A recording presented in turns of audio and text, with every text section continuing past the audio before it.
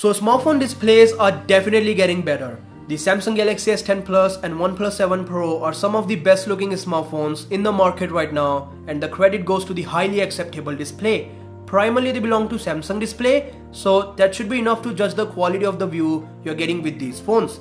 By the way, if you want a solid rating, then DisplayMate has already published the display shootout for these two phones.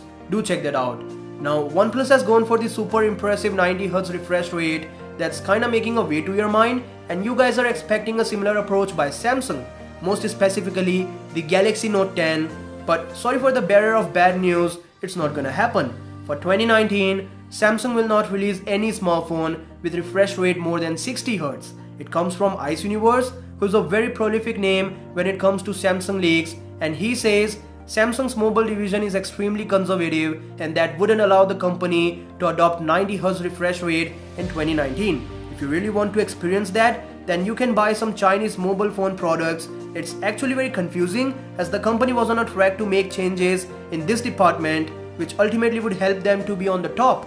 If Samsung would have released the S10 series with this thing, then the sales were expected to be increased by 60 freaking million.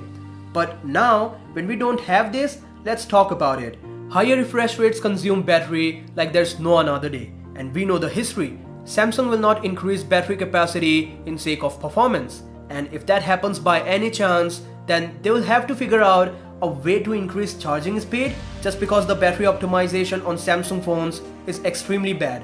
All these factors couldn't be solved in 2 or 3 months. They need some time, and Samsung is ready for that. So the Galaxy Note 10 will just see some design improvements, UFS 3.1 storage, a bigger 4300 mAh battery for regular model and 4500 for Pro model. The camera is likely to see minor improvements and will be very much similar to that of S10 Plus. That said, there's a lot more to talk about these phones in the near future, so you know what to do. Peace out.